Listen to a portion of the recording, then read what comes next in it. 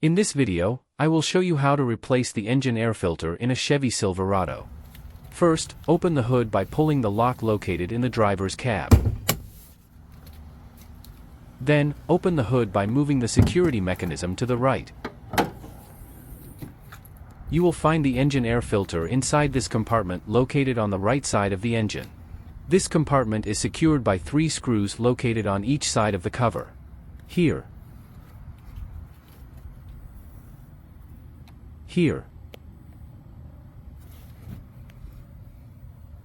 and here.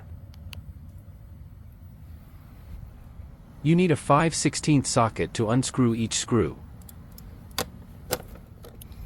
Once you remove the 3 screws, slide the cover open so you can remove the air filter.